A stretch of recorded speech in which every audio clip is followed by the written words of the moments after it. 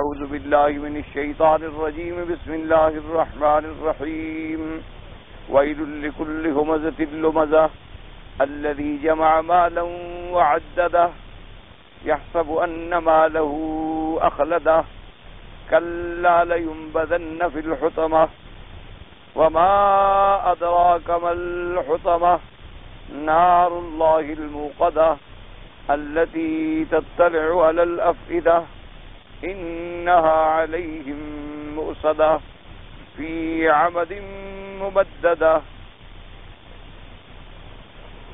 سورۃ الہمزہ، جیسے میں نے کل بھی عرض کیا تھا کہ یہ سورت جو ہے ان سور میں سے ہے جو سور مکیہ ہے. اس سورت کے اندر اللہ تبارک و تعالی نے 3 چیزوں کے بارے میں اپنے بندوں کو منع فرمایا ہے، اور وہ 3 چیزیں کیا ہیں؟ ایک حمز، ایک لمز اور ایک جمع مال، حب مال. چونکہ یہ تینوں چیزیں جو ہیں انسانیت کو برباد کر دینے والی ہیں، ہلاک کر دینے والی ہیں اور انسانیت کے فنا کا ذریعہ بننے والی ہیں. حمز اور لمز میں راجح قول یہی ہے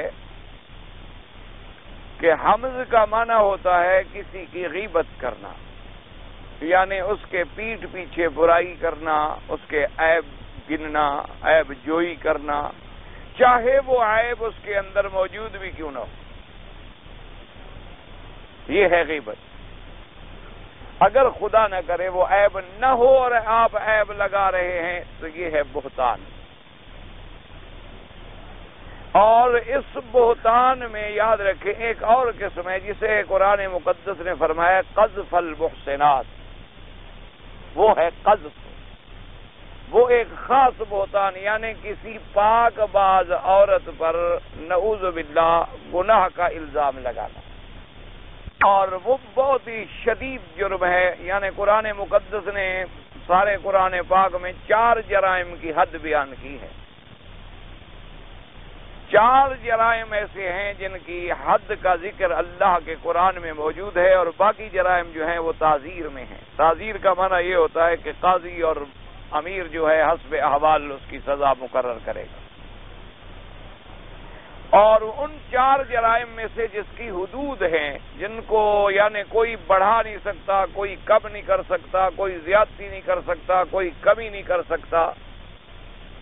ایک تو چوری کی حد ہے کہ اگر چوری ثابت ہو جائے تو ہاتھ کاٹا جائے گا، چاہے مرد ہو یا عورت ہو.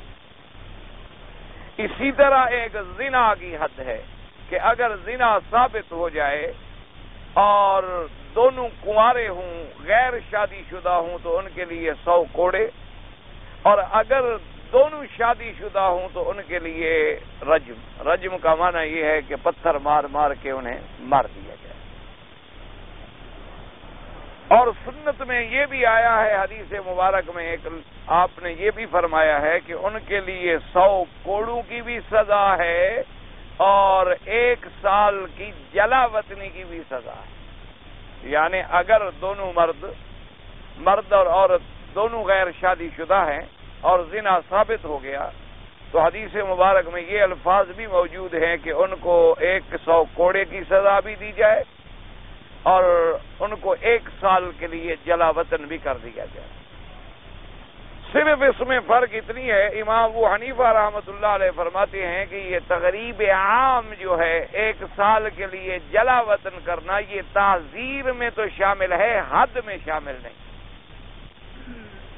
وہ فرماتے ہیں یہ تعزیر میں تو شامل ہے، کیونکہ حد تو قرآن نے خود بیان کر دی ہے، اس میں تو کہیں سال کا لفظ نہیں ہے.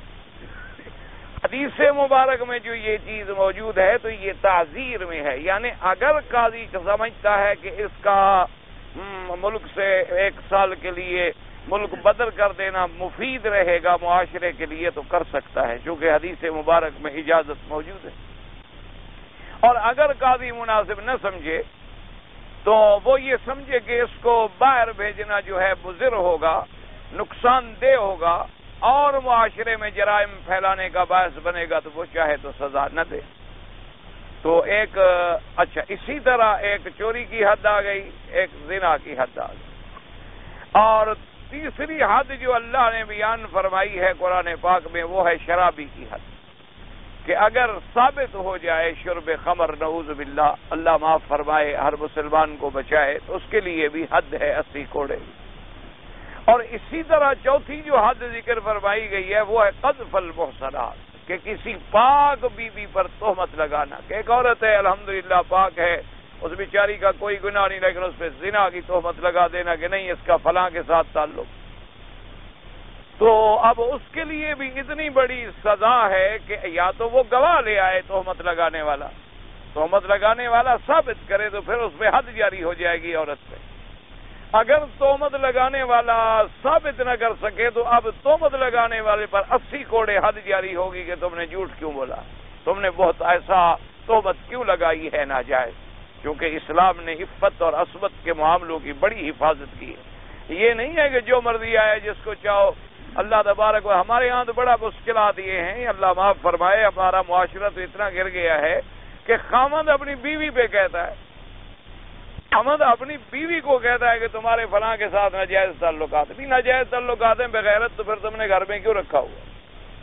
ختم کرو یا ثابت کرو، اسے سزا دلاؤ یا طلاق دو اور جان چھوڑو، تم پھر دیوس اور بغیرت بن کے زندگی کیوں گزار رہے ہو؟ وہ میاں بیوی بھی ہیں، رات دن گزر بھی ہو رہی ہے، گھر میں سال بھی گزر رہے ہیں، لیکن خامد کہتا ہے جی میری بیوی کے فلاں کے ساتھ تعلقات۔ تو اس لیے یہ حدود ہیں، تو بہتان بھی بہت بڑا گناہ ہے، لیکن وہ بہتان جو کسی کی عزت کے خلاف لگایا جائے، اللہ تبارک و تعالیٰ معاف کرے۔ اچھا اسی میں لفظ سمجھ آ گیا کہ ایک ہے قذف المحصنات، اگر وہ عورت پہلے سے ہے ہی طوائف، یا وہ اصحاب رایات میں سے ہے جو پہلے زمانہ جاہلیت میں جھنڈے لگا کے اپنے گھروں میں بیٹھتی تھیں زنا کے لیے، اسے موجودہ ماحول میں اور معاشرے میں آپ طوائف کہتے ہیں یا بازاری عورت کہتے ہیں، یا جو بات بھی آپ کو آسانی سے سمجھ آ سکے۔ تو اسی طرح یہ یاد رکھیں کہ مثلا اگر ایک آدمی پروگرام بنا رہا تھا کہ میں اس بندے کو قتل کروں گا، یا میں چوری کروں گا، یا میں فلاں کے گھر میں ڈاکہ ڈالوں گا، تو اب تم نے اس گھر والے کو باخبر کر دیا ہے، تو یہ غیبت میں نہیں آئے گا، یہ بات غیبت میں نہیں آئے گی، کیونکہ مسلمان کا مال کی، عزت کی، جان کی حفاظت بھی تو مسلمان پر ضروری ہے۔ ایسے حالات میں تم نے محکمے کو باخبر کر دیا، تم نے پولیس کو باخبر کر دیا، یہ غیبت میں نہیں آئے گا، لیکن شرط یہ ہے کہ وہ واقعتاً حقیقی بات ہو، ایسے نہ ہو کہ بلا وجہ کسی پہ اتہام لگا دیا جائے۔ تو بہرحال یہ دو چیزیں ایسی ہیں کہ حمز اور لمز، اگر ہم اس سے بچ جائیں نا جی، اللہ محفوظ رکھے، تو دنیا میں امن قائم۔ آج مشکل یہی ہے کہ وہ اس کی عیب جوئی کرتا ہے اور وہ اس کی عیب جوئی کرتا ہے، اور ایک دوسرے کے گناہوں کو کریدا جاتا ہے اور گناہوں کو ڈھونڈا جاتا ہے، بلکہ آج کل تو نعوذ باللہ دنیا میں ایک کاروبار بن گیا ہے کہ کسی کا گناہ تلاش کر کے اس کو بلیک میل کرتے ہیں۔ دیکھا کہ ایک معزز آدمی ہے، شریف آدمی ہے، عزت اور وقار والا آدمی ہے، اور انسان ہے، بندہ ہے، کوئی فرشتہ تو نہیں ہوتا، اس سے بھی تو گناہ ہوتے ہیں، غلطیاں ہوتی ہیں، خطائیں ہوتی ہیں، تو اس کے گناہوں کو فلم میں محفوظ کر لینا، کیمرے کے ذریعے محفوظ کر لینا، اور یا ان کے خطوط کو حاصل کر لینا، یا ان کی بات کو ٹیپ کر لینا، اور پھر اس کے لیے ایک مسئلہ پیدا کر دیا، تو اور بڑا جرم ہے۔ انا للہ و انا الیہ راجعون۔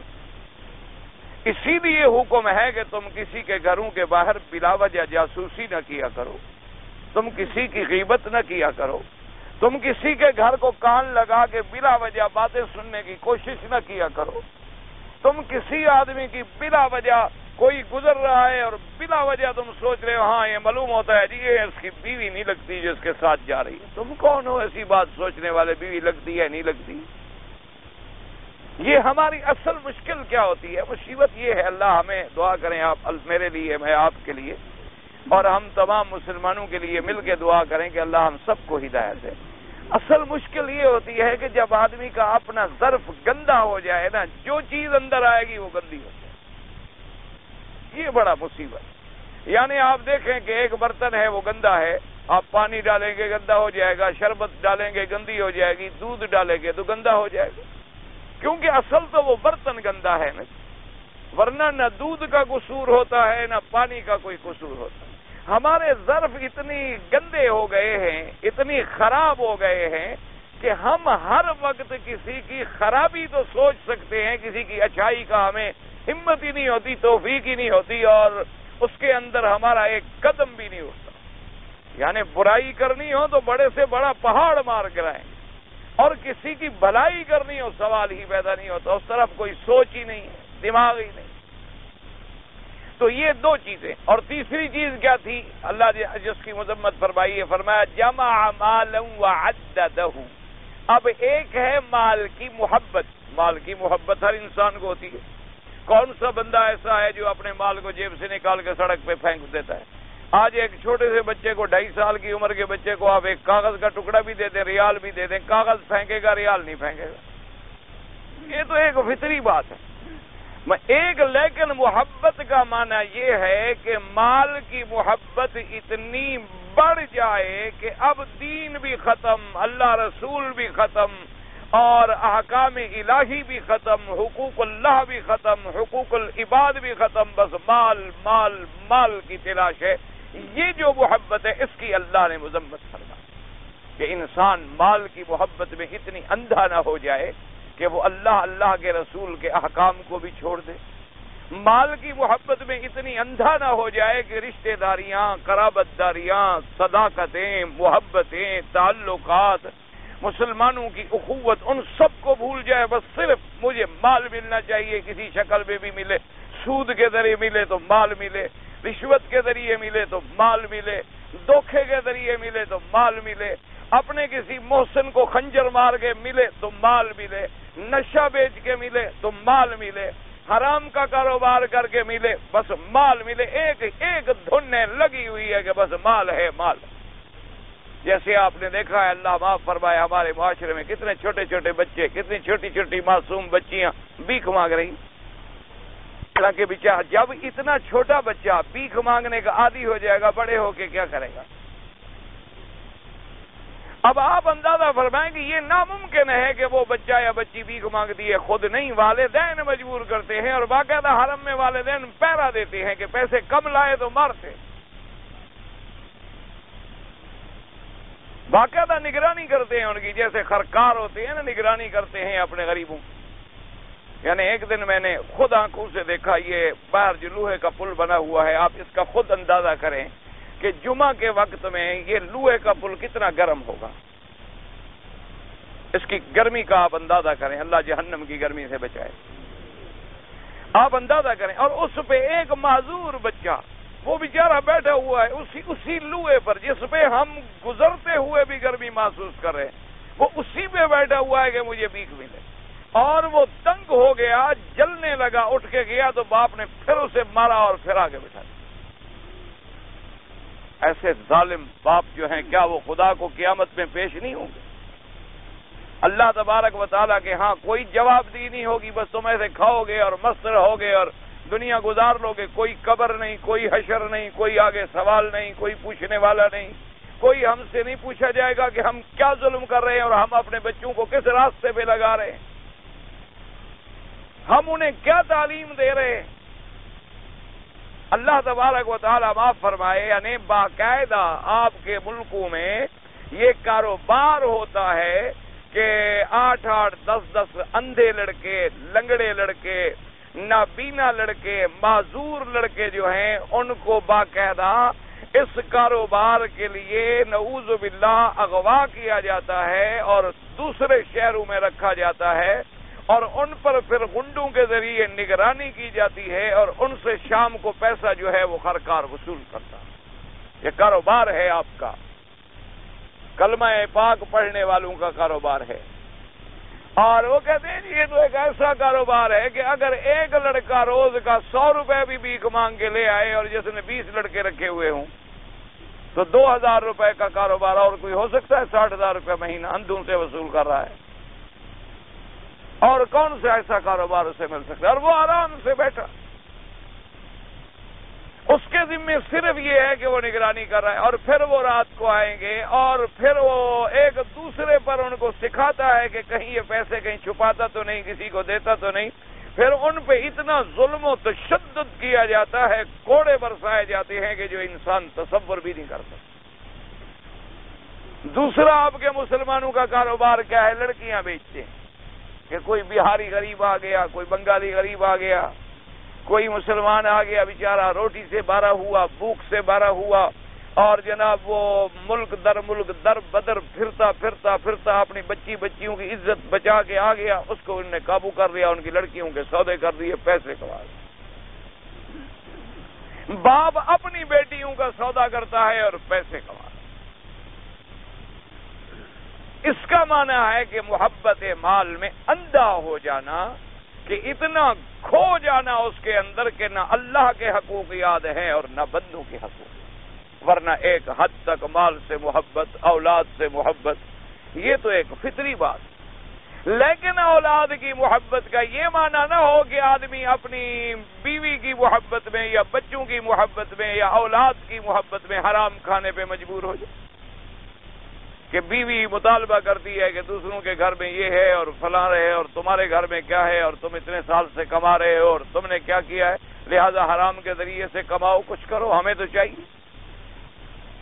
یہ جو محبت ہے یہ ہلاک کر دینے والی، جیسے کہ شیخ سعدی رحمت اللہ علیہ نے اچھی مثال بیان فرمائی ہے، اور بعض بزرگوں نے بھی اس کو نقل فرمایا ہے کہ بھئی مال کی مثال ایسے ہے، انہوں نے فرمایا جیسے کشتی کے لیے پانی ہوتا ہے۔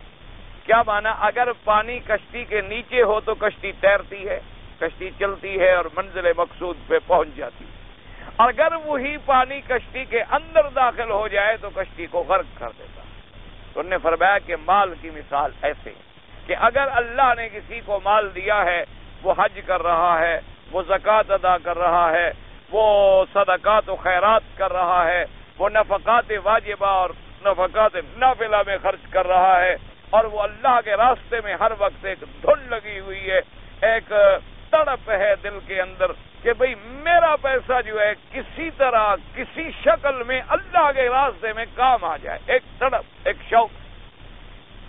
یہ مال جو ہے، یہ مال تو بڑا قابل عزت ہے، جیسے حضرت سیدنا عثمان غنی رضی اللہ تعالیٰ عنہ، سیدنا ابی بکر رضی اللہ تعالیٰ عنہ، سیدہ خدیجہ رضی اللہ تعالیٰ عنہا، یہ اپنے اپنے وقت کے بہت بڑے امیر لوگ تھے، لیکن انہوں نے اپنی ساری دولت، سارا مال، ساری دنیا جو تھی وہ حضور پاک کے حکم پہ لٹا دی، اللہ کے راستے میں خرچ کر دی۔ تو اللہ تبارک و تعالیٰ اگر ایسا مال عطا فرمائے تو یہ مال جو ہے قابل تعریف ہے، محمود ہے، قابل مذمت نہیں۔ جیسے کہ حدیث پاک میں آیا، حضور صلی اللہ علیہ وسلم نے فرمایا کہ آدمی کو حسد نہیں کرنا چاہیے، اور حدیث مبارک کے لفظ ہے کہ لا حسد الا فی اثنتین، مگر دو میں، یعنی بعض علماء نے کہا ان میں بھی نہیں ہونا چاہیے، لیکن بعض علماء نے فرمایا کہ اگر ہو تو پھر اسی میں ہو، وہ غبطہ بن جائے گا۔ فرمایا کہ دو آدمی ایسے ہیں جن کے بارے میں آدمی یعنی غبطہ کرے کہ یا اللہ اگر مجھے بھی عطا فرما تو میں ایسا بنوں۔ فرمایا کہ ایک تو وہ آدمی جو اپنا علم لٹا رہا ہے، ہر وقت درس ہے، تبلیغ ہے، دعوت ہے، تقریر ہے، مسئلہ ہے، ہر وقت بس اپنے علم کو اللہ کے راستے میں خرچ کر رہا ہے۔ اور ایک آدمی ایسا ہے کہ آتاہ اللہ مالا، اللہ نے اس کو مال دیا ہے اور وہ دائیں اور بائیں اور آگے اور پیچھے ہر وقت اس کے خرچ میں لگا ہوا ہے۔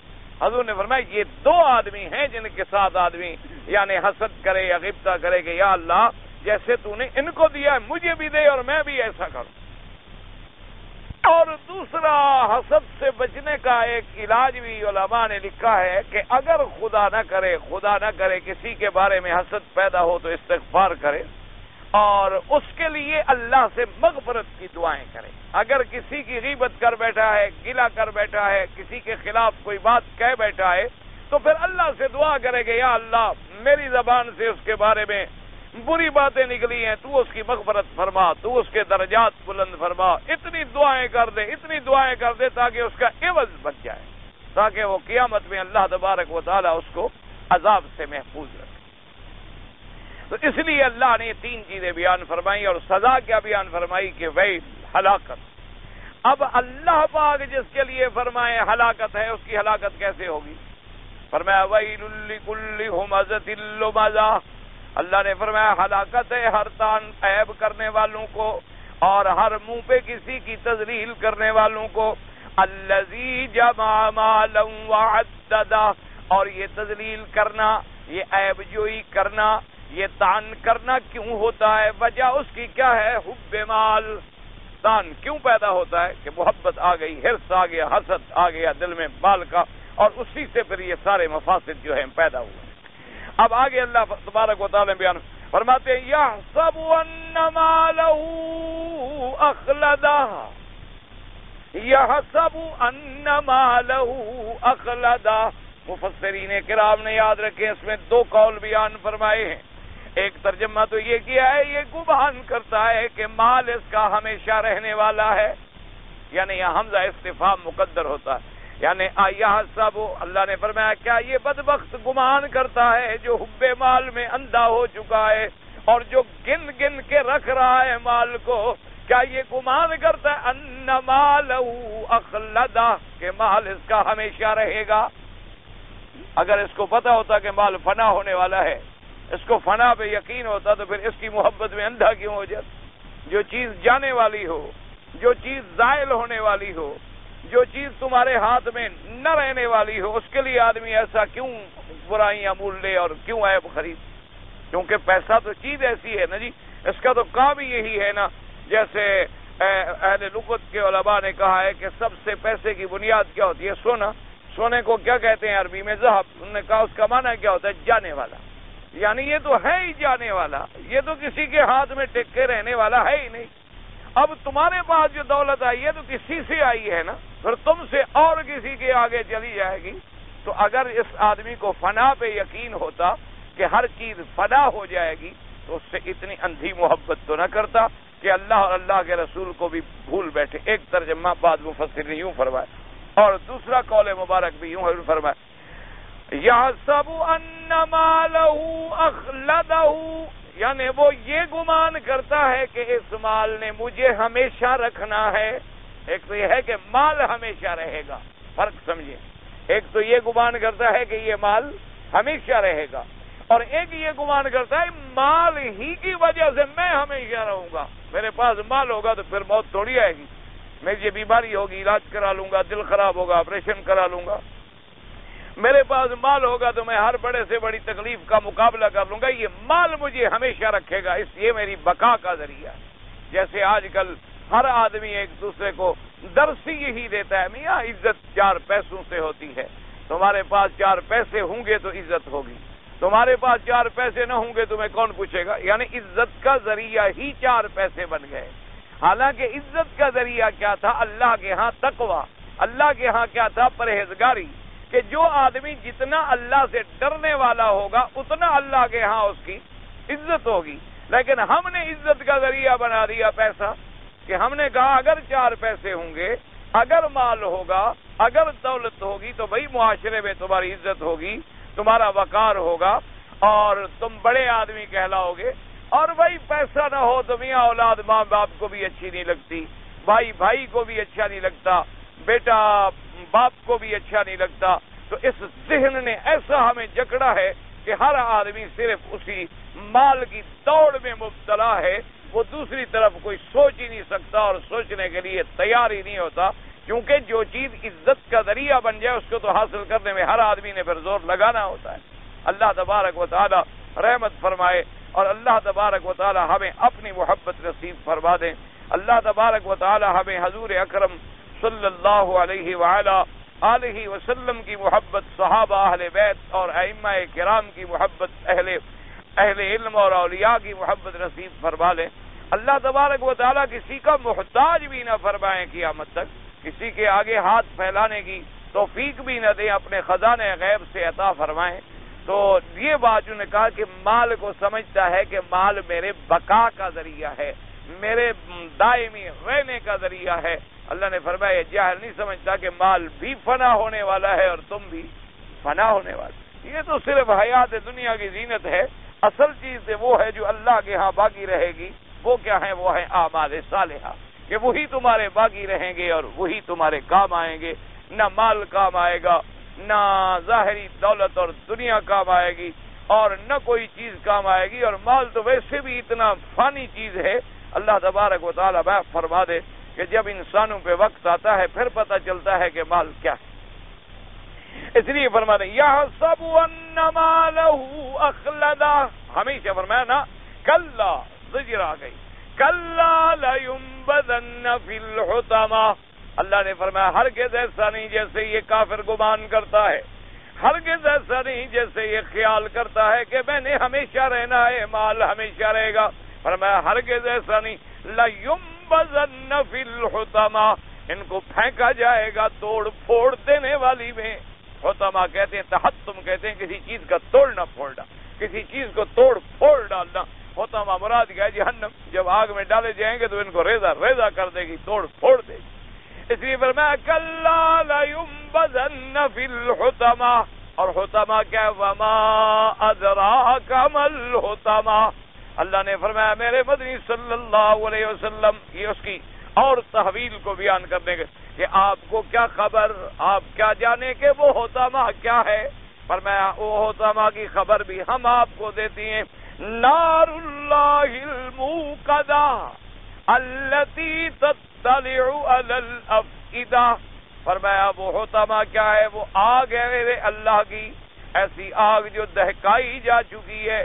جیسے حدیث پاک میں آیا، میرے آقا نے فرمایا صلی اللہ علیہ وسلم، حضور نے فرمایا کہ جہنم کی آگ کو 1000 سال تک دہکایا گیا. فرمایا پھر 1000 سال تک دہکایا گیا، پھر 1000 سال تک دہکایا گیا. اور وہ جہنم کی آگ اب بھی موجود ہے، جہنم موجود ہے. صرف جب اللہ تبارک و تعالی چاہیں گے تو اس کو ظاہر فرما دیں گے. فرمایا وہ ایسی آگ ہے التی تطلع علی الافئدہ. افئدہ کہتی ہیں دلوں، دل کی اللہ جو جھانکنے والی ہے دلوں کو. اب دلوں کو جھانکنے کا کیا مراد ہے یوں سمجھیں، ورنہ آگ تو جو بھی لگے گی اللہ معاف فرمائے وہ تو انسان کو ویسے بھی ختم کر دے گی. لیکن اس آگ کے بارے میں ایک خاص صفت کا ذکر کیا گیا کہ جو دلوں پر جھانکنے والی ہے، دلوں کو. تو علماء نے فرمایا یوں اس کی بات سمجھیں کہ دنیا کے اندر جتنی آگ ہے، پہلے تو وہ آگ جہنم کا مقابلہ ہی نہیں کر سکتی. جیسے آپ پہلے پڑھ چکے ہیں قرآن مقدس کے اندر بھی اور حدیث مبارک میں تفسیر بھی آپ پڑھ چکے ہیں کہ میرے آقا کا ارشاد ہے، حضور پاک صلی اللہ علیہ وسلم کا ارشاد مبارک ہے، ارشاد کرابی ہے کہ دنیا میں جو آگ ہے یہ جہنم کی آگ کے مقابلے پر 70 ڈگری میں سے 1 ڈگری ہے. یوں سمجھ رہے 70 جز میں سے 1 جز. یعنی اگر یہ 1 ڈگری کی طاقت اتنا ہے یہ سارا کچھ جلا رہی ہے اور گرمی پہنچا رہی ہے، جب جہنم کی آگ ہوگی تو وہ اس سے یعنی 70 گنا زیادہ شدید. تو جب وہ 70 گنا زیادہ شدید ہوگی تو پھر اس کی طاقت کا اندازہ کریں، اس کی شدت کا اندازہ کریں. اللہ تبارک و تعالی معاف فرمائے کہ جس کی یعنی تپش جو ہے وہ 500 سال کے سفر تک محسوس ہو رہی ہوگی. اس آگ کا اندازہ لگائیں کہ جس کی تپش کا یہ عالم ہوگا اور جس کی شدت کا یہ عالم ہوگا. اور پھر دنیا کی آگ میں آپ لکڑیاں جلائیں گے، آپ کوئلے جلائیں گے، آپ گیس سے پیدا کریں گے. اللہ نے فرمایا وہ تو آگ ہی ایسی ہے کہ جس کو انسانوں اور پتھروں سے دہکایا جاتا ہے، جس کو انسان اور پتھروں سے دہکایا جاتا ہے. تو اس آگ کا پھر کیا عالم ہوگا؟ تو علماء نے فرمایا وجہ یہ ہے کہ دنیا میں اگر کسی بندے کو اللہ نہ کرے آگ لگے تو آگ دل تک نہیں پہنچتی، بندہ پہلے مر جاتا ہے. یہ قاعدہ ہے دنیا کے اندر، اللہ نہ کرے یعنی کسی بندے کو اگر آگ لگ جائے دل تک کیسے؟ دل کے پہنچنے سے پہلے ہی بندہ ختم ہو گیا. جب بندہ ختم ہو گیا تو مقصد یہ ہے اس کا کہ دل کو تو آگ نے نہ چھوا، لیکن جہنم کی آگ ایسی ہوگی کہ وہ دلوں تک پہنچے گی، وہ دلوں تک پہنچے گی اور پھر مرنا ہے نہیں. لا يموت فيها ولا يحيى، کیونکہ دنیا میں تو موت آ جاتی تھی نا، جہنم میں موت نے تو آنا نہیں. جب موت نہیں آئے گی تو وہ آگ بدن سے گزرتی ہوئی دلوں تک پہنچ جائے گی. اور اسی سے اندازہ لگا لیں آپ, اللہ معاف فرمائے کہ آگ پاؤں میں لگتی ہے, آدمی کے بازو میں لگتی ہے, آدمی کے جسد میں لگتی ہے اور مر جاتا ہے آدمی, لیکن وہی آگ جب دل تک پہنچ جائے تو اس کی شدت کا کیا عالم. اس لیے فرمایا التی تطلع علی الافئدہ کہ جہنم کی آگ ایسی آگ ہے جو جھانکنے والی ہے دلوں کو, یعنی وہ دلوں تک پہنچ جائے گی. کیونکہ جب کافر جہنم میں جائے گا تو مرے گا تو نہیں, وہاں پر موت تو آئے گی. اسی لیے اللہ پاک نے آگے بھی فرمایا التی تطلع علی الافئدہ انہا علیہم مؤصدہ, اور یہ آگ جو ہے جہنم کی ان کے اوپر ہے بند ہو جانے والی. یعنی یوں سمجھیں آپ جیسے کوئی چیز رکھے نا جی برتن میں اور اس کے اوپر ایک ڈھکنا آپ دے دیتے ہیں, وہ جب ڈھکنا آ جائے تو اب ہر طرف سے, جیسے آپ نے دیکھا نہیں آپ کھانا پکاتے ہیں گوشت بناتے ہیں تو ان کے اوپر بڑا ایک ڈھکن سا دے دیا جاتا ہے تاکہ بھاپ اور اس کی گرمی جو ہے باہر نہ نکلے. تو ان کافروں کے اوپر بھی اس کو آگ کو ایسے بند کر دیا جائے گا کہ ان کے چاروں طرف جو ہے وہ آگ آ جائے گی. اس لیے حضرت ابن عباس رضی اللہ تعالی عنہ فرماتے ہیں, یاد رکھیں, وہ فرماتے ہیں کہ کافروں کو جب آگ میں ڈالا جائے گا تو کافر 6 دفعہ یعنی اللہ تبارک و تعالی سے 6 مرتبہ ان کی دعا نقل کی گئی ہے قرآن کے اندر. سب سے پہلے تو وہ یہ فریاد کریں گے اللہ تبارک و تعالیٰ کے آگے کہ ربنا امتنا سنتین, 2 دفعہ تو نے ہمیں موت دی ہے اور 2 دفعہ تو نے ہمیں زندگی دی ہے. اب اگر مہربانی فرمائیں تو اس جہنم سے نکلنے کے لیے بھی کوئی ہمیں راستہ دے دیں تو ہم باہر جانے کے بعد پھر ایسی کوئی زیادتی نہیں کریں. کوئی راستہ ہے کہ ہمیں پھر باہر جانے کا کوئی راستہ مل جائے؟ تو اس کا جواب ملے گا ذالک بأنہ اذا دعی اللہ وحدہ کفرت. اللہ پاک فرمائیں گے بدبختو, جب قیامت میں میری توحید کا ذکر آتا تھا, میری توحید کا بیان آتا تھا تو تم اس وقت تو انکار کرتے تھے, اب جہنم سے نکلنے کے بہانے ڈھونڈتے ہو. تو ان کے اس سوال کا بھی جواب ان کو مل جائے گا. اور اسی طرح پھر وہ دوبارہ درخواست کریں گے, کہیں گے ہمارے پروردگار عالم مہربانی کرو اخرجنا نعمل صالحا, یا اللہ ہمیں اگر تو جہنم سے نکال دے تو اب ہم دنیا میں جا کے اعمال صالحہ کریں گے اور بڑے اچھے عمل کریں, اب ہم گناہ نہیں کریں, اب ہم کفر نہیں کریں, اب ہم شرک نہیں کریں. اللہ کی طرف سے جواب ملے گا اولم نعمرکم, اللہ فرمائے کہ بدبختوں میں نے دنیا میں تمہیں 100 سال 50 سال 60 سال 70 سال زندگی نہیں دی تھی, تو اس وقت تم نے کیا کیا ہے کہ اب کہتے ہو کہ ہم جا کے عمل کریں گے؟ اس کا بھی ان کو جواب دے دیا جائے. اسی طریقے سے ایک ان کی ندا آئے گی وَنَادَوْا يَا مَالِكُ لِيَقْضِيَ عَلَيْنَا رَبُّكَ, وہ پکاریں گے اور اس کو پکاریں گے جو جہنم کی آگ پہ اللہ کی طرف سے فرشتہ مقرر ہوگا اور وہ داروغہ ہوگا, یعنی انچارج ہوگا اس جہنم کا. اس کو کہا جاتا ہے کہ وہ خازن ہوگا یا مالک ہوگا. معنی یہ ہے کہ وہ جہنم پر یوں سمجھ لیں ہمارے اردو محاورات میں داروغہ ہوگا, انچارج ہوگا. اس کو پکاریں گے اور کہیں گے بھی تم مہربانی کرو اپنے پروردگار عالم سے ہماری درخواست جو ہے پیش کر دو کہ لیقضی علینا ربک, تیرا رب اب ہمارا فیصلہ کر دے, بس ہمیں موت دے دے. کیونکہ وہ یہ سمجھتے تھے نا کہ دنیا میں تکلیف ہو, بیماری ہو, موت آ جائے تو جان چھوٹ جاتی ہے. دنیا میں آدمی بڑی بیماریوں میں مبتلا ہو, تکلیفوں میں مبتلا ہو اور مر جائے تو لوگ کہتے یار اچھا ہوا مر گیا بیچارہ, جی بہت تکلیف میں تھا, بہتر ہے کہ مر گیا, ان تکلیفوں سے تو چھوٹ گیا نا, جان تو چھوٹ گئی نا اس کی. وہ کہیں گے لیقضی علینا ربک, اور پتہ ہی یہ درخواست کتنی دیر کریں گے, 1000 سال تک چیختے رہیں گے اور ایک جواب ملے گا. اور جب وہ یہ درخواست کریں گے 1000 سال کے بعد اللہ کا وہ فرشتہ جواب دے گا انکم ماکثون, کہ تم کہو نہ کہو رہنا تم نے یہی ہے. رہنا تم نے جہنم میں، اس بات کا بھی ان کو جواب دیا جائے گا باقاعدہ.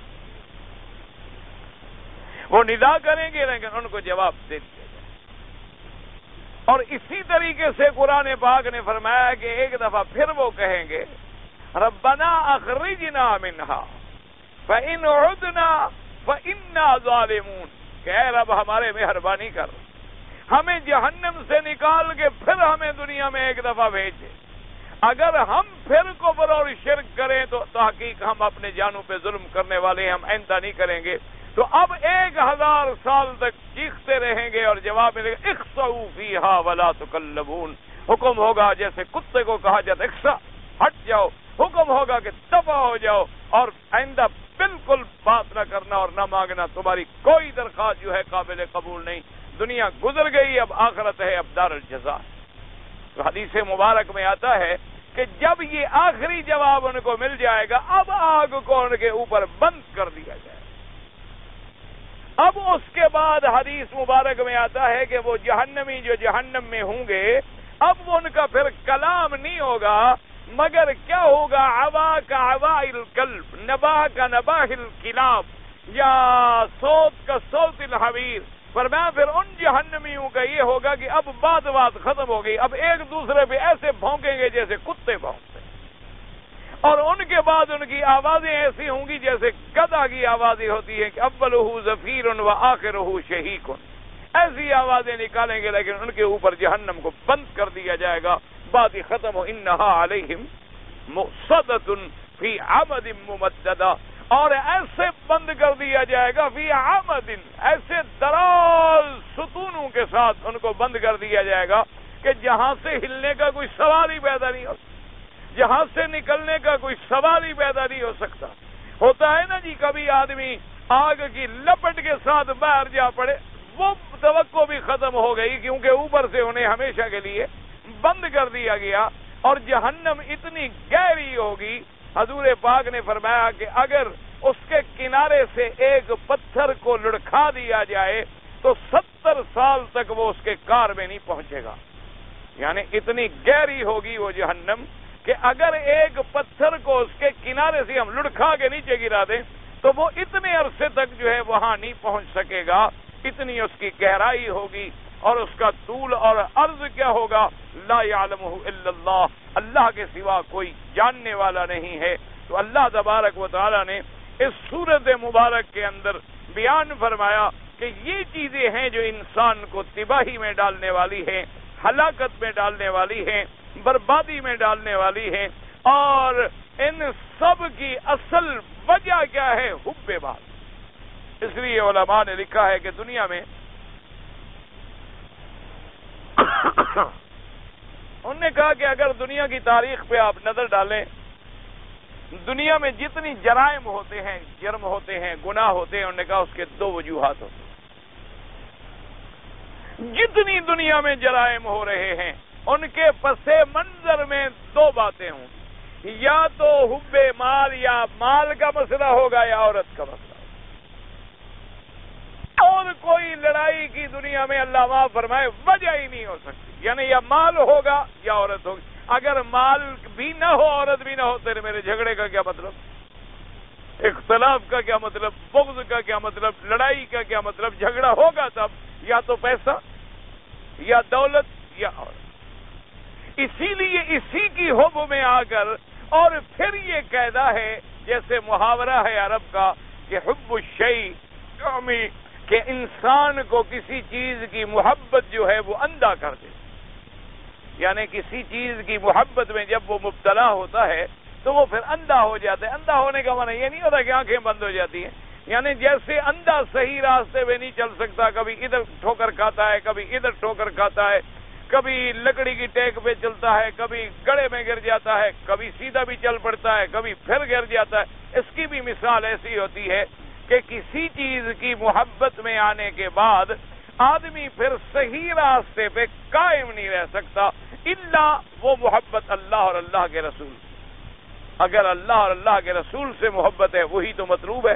جیسے فرمایا والذین آمنوا اشد حبا للہ، جو ایمان والے ہیں ان کے سب سے دل میں سب سے زیادہ محبت کس کی ہے؟ اللہ کے ساتھ ہے.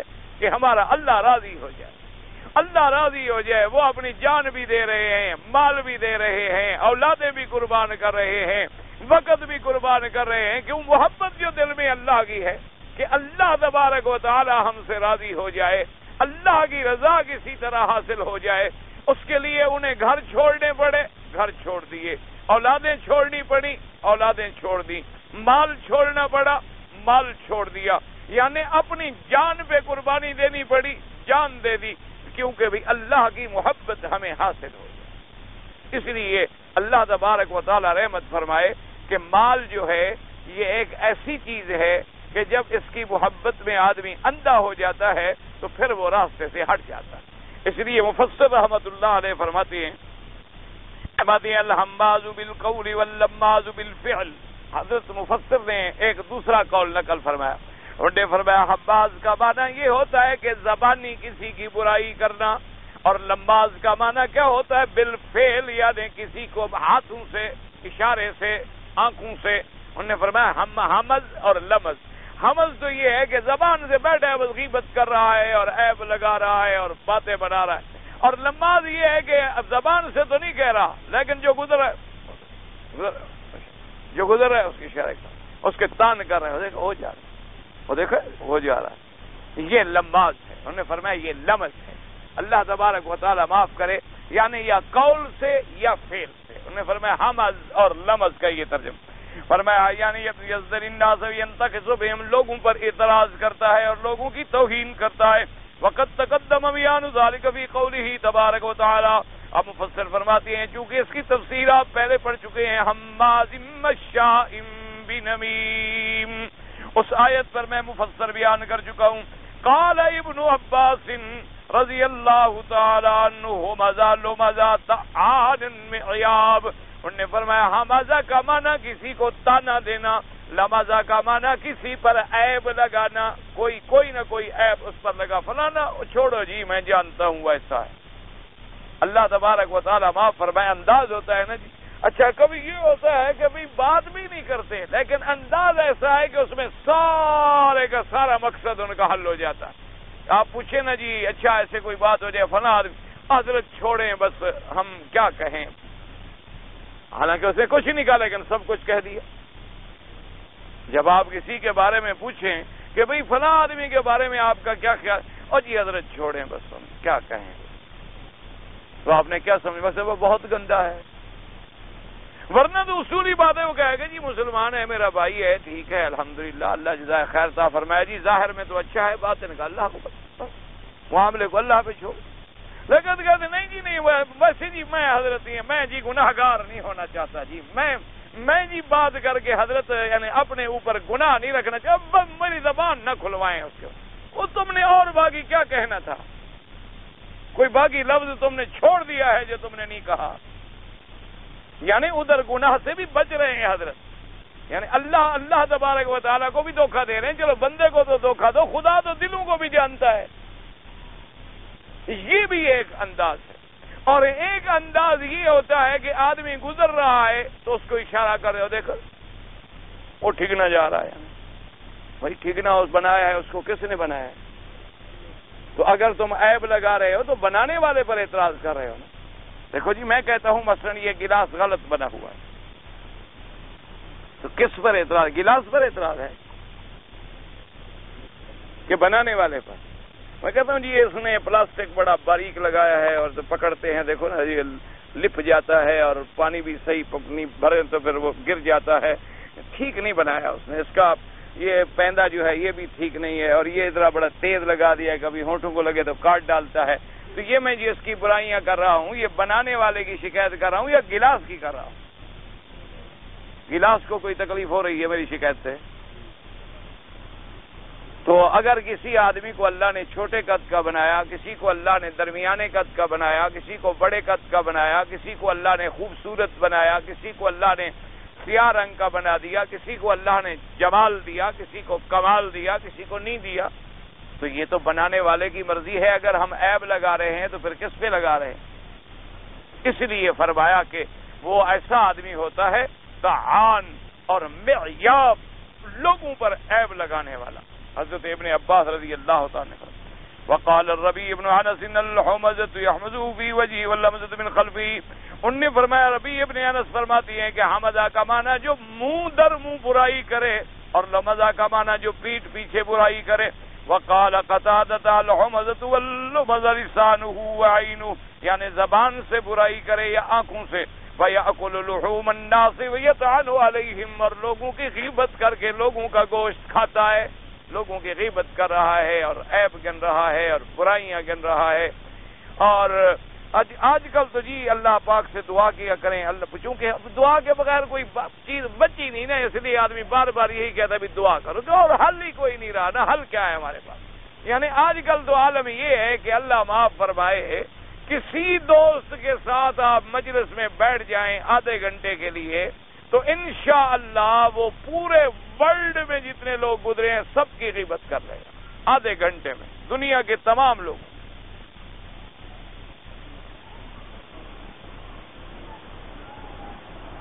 یعنی آپ کسی فرقے کی بات کریں، آپ کہیں گے نا جی ماشاءاللہ علماء اچھا کام کر رہے ہیں، چھوڑو جی حضرت، ہمیں پتہ ہے، مولویوں کا بھی ہمیں پتہ ہے، یہ مولویوں کا طبقہ سارا ختم ہو گیا نا.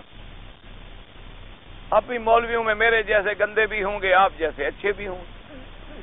یہ ضروری تو نہیں کہ سب میرے جیسے برے ہوں، آپ جیسے لوگ بھی تو ہوں گے فرشتے، جن نے کبھی گناہ ہی نہیں کیا، طالب کو بھی نہیں بیٹھنے دیتے، ایک دوسرے سے لڑتے رہتے ہیں ماشاءاللہ.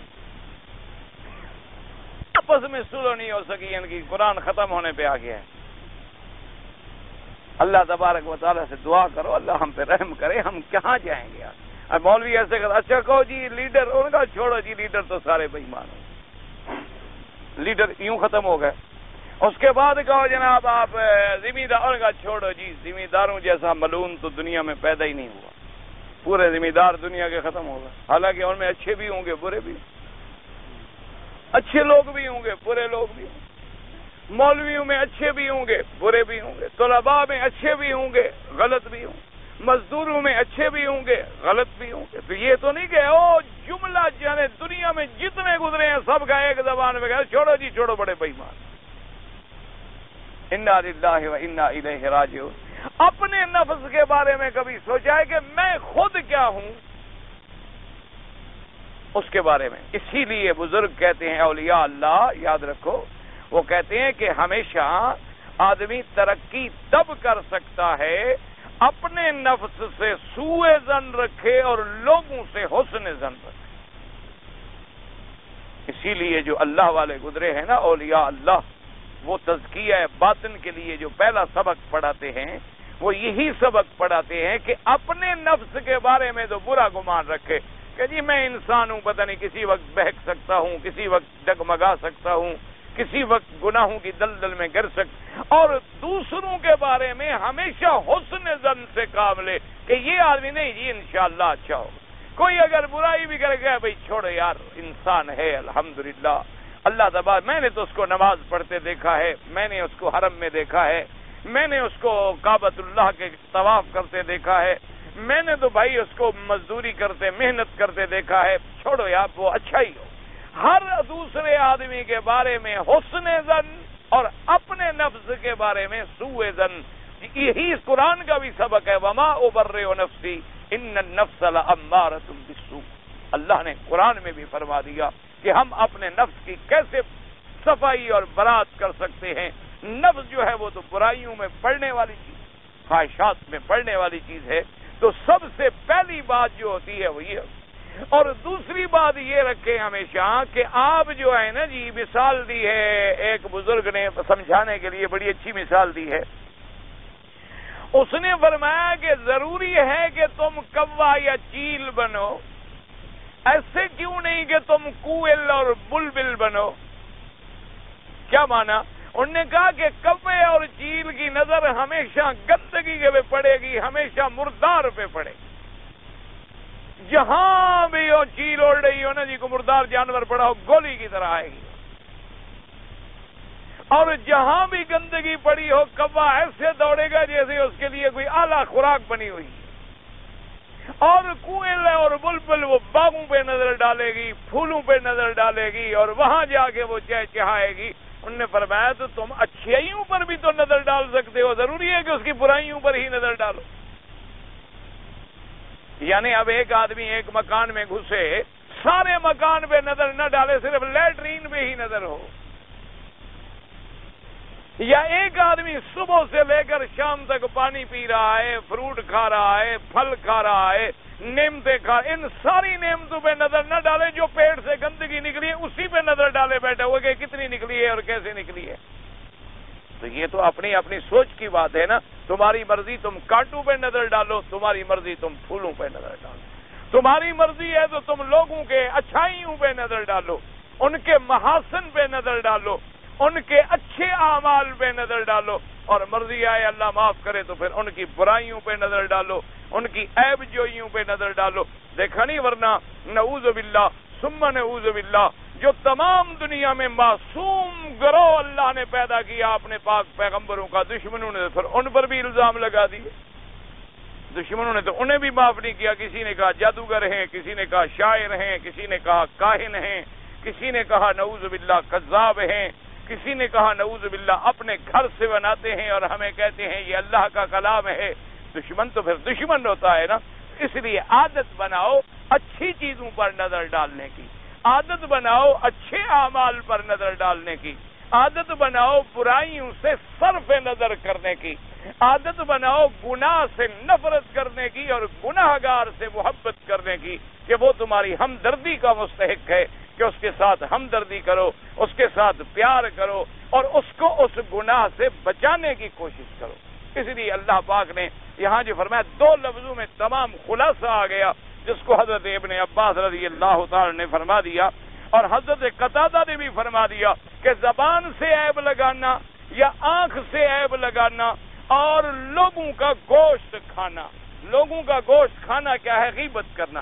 جو آدمی غیبت کرتا ہے یعنی کسی کے پس پشت بات کرتا ہے تو وہ ایسا ہے جیسے کسی مردہ بھائی کا گوشت کھا رہا، جیسے اللہ نے فرمایا اَيُحِبُّ أَحَدُكُم أَن يَأْكُلَ لَحْمَ أَخِيهِ مَيْتًا، ایک تو لحم کھانا اور ایک لحم کس کا؟ اخیہ، بھائی کا، اور پھر بھائی بھی کب؟ جب بھائی مردہ ہو، اس مردہ بھائی کا گوشت کھانا۔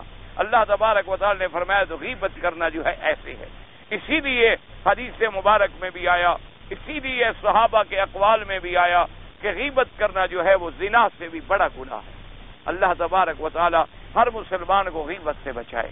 اللہ پاک ہمیں اور آپ کو ہر مسلمان کو بچا لے۔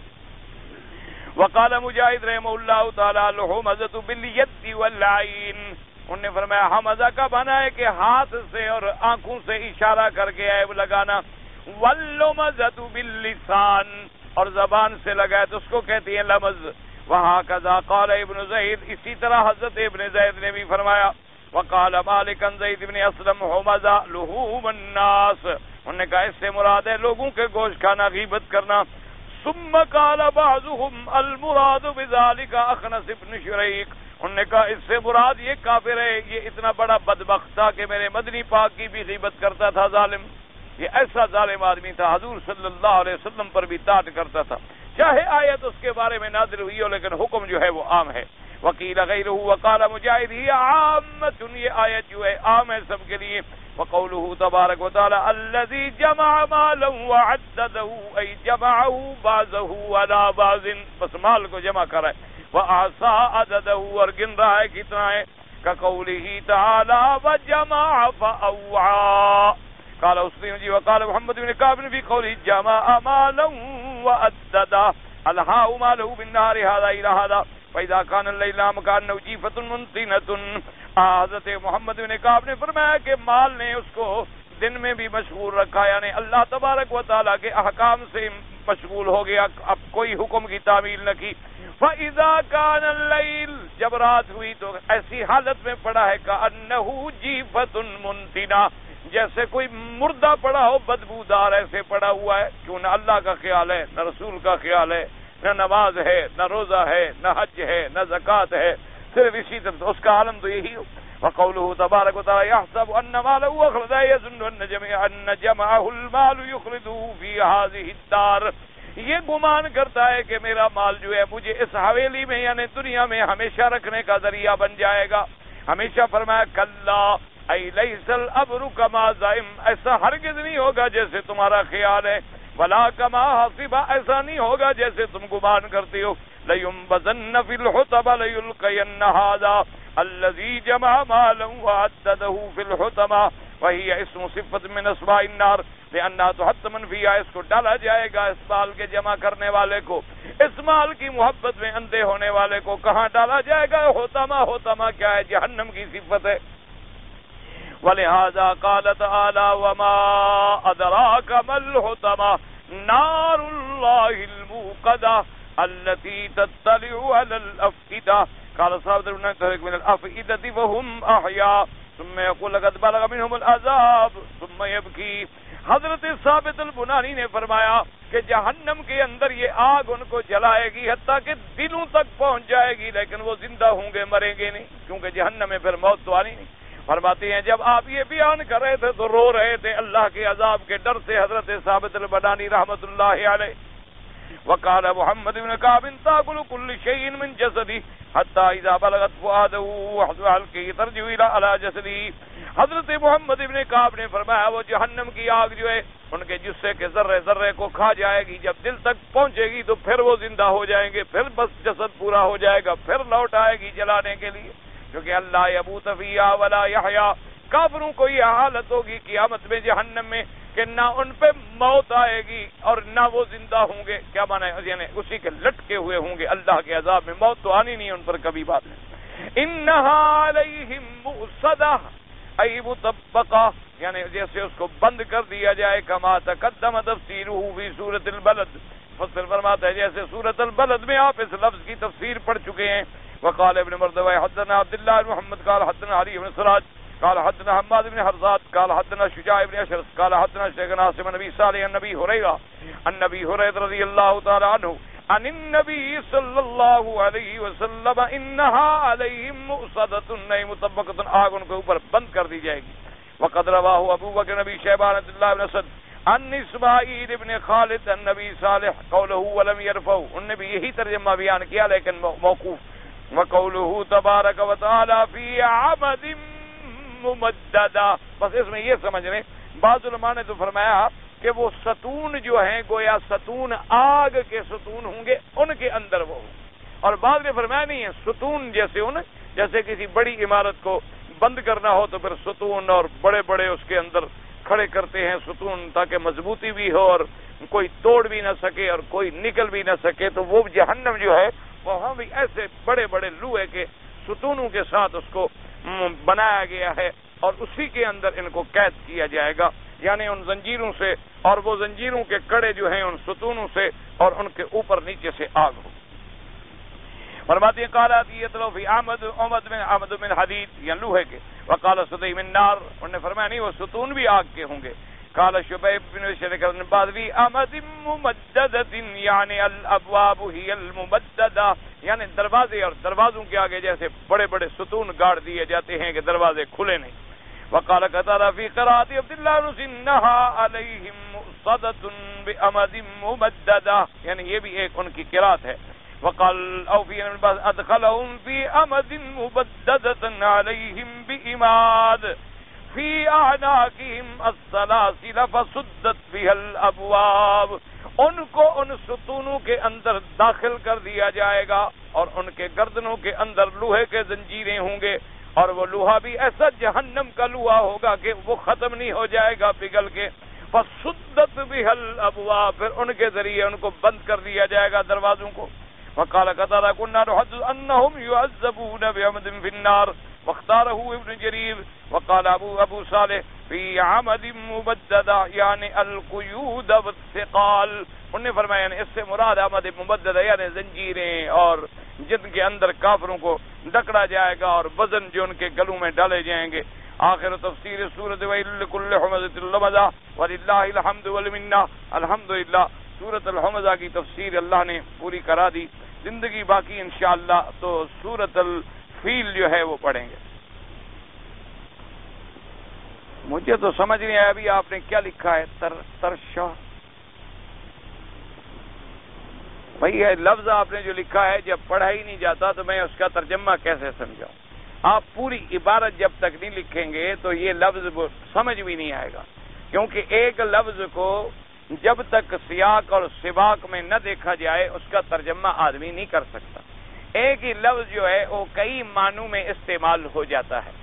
ایک لفظ جو ہے مثلا لفظ عین ہے، عین جو ہے یہ آنکھوں کو بھی کہتے، لفظ عین جو ہے عین پانی کے چشمے کو بھی کہتے ہیں، جو زمین سے پانی ابلتا ہو اور چشمہ اس کو بھی کہتے ہیں عین۔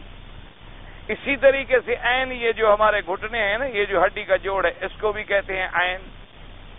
تو اس لیے اب آگے پیچھے جب عبارت ہو تو پتہ لگا، اچھا سورج کو بھی کہتے ہیں عین، جاسوس جو جاسوسی کرتے ہیں ان کو بھی کہتے ہیں عین۔ تو اب جب تک آگے پیچھے عبارت نہیں ہوگی، اب دیکھیں گے مثلا اگر ہوگا عین طلعت تو مانا ہوگا ہاں سورج بھی نکل آیا۔ اگر ہم کہیں گے عین جرت تو ہم کہیں ہاں بھئی وہ نہر اور چشمہ پانی کا بہ پڑا۔ تو تب جا کے آپ نے لکھ لیا ترشا، تو ترشا سے کیا ترشایا؟ تو رشاد کا معنی تو کئی معنوں میں استعمال ہو سکتا ہے، اس لیے آپ پوری عبارت مجھے لکھیں تاکہ میں سمجھوں کہ آپ کیا پوچھنا چاہتے ہیں، پہلے مجھے سمجھ آئے تو پھر میں آگے سمجھانے کی کوشش کروں۔ اگر اسلام میں نام ہم رکھیں کسی کا نور الاسلام یا سیف الاسلام تو ایسے نام جائز ہے، کوئی منع نہیں ہے، ایسی کوئی بات نہیں۔ مسلمان مومن جو ہے ایمان خود نور ہے، اسلام نور ہے، ایمان نور ہے، ایسا نام رکھنا کوئی ایسی بات نہیں۔ یا نام رکھا جائے محمد مدنی تو ٹھیک ہے، کوئی منع نہیں ہے، ایسا نام بھی صحیح ہے۔ صرف حضور پاک نے یہ فرمایا کہ میرا نام رکھو یا میری کنیت رکھو، دونوں کو نہ ملاؤ، کیونکہ حضور کی کنیت ہے ابو القاسم اور حضور پاک کا نام ہے محمد، احمد، حاشر، ماہی، عاقب، یہ حضور صلی اللہ علیہ وسلم کے نام ہے۔ تو بہرحال اگر کوئی نام رکھے تو صرف نام رکھے، یعنی پھر ساتھ کنیت نہ رکھے، یا صرف کنیت رکھے تو پھر نام نہ رکھے، تاکہ بلا وجہ کوئی اشتباہ پیدا نہ ہو۔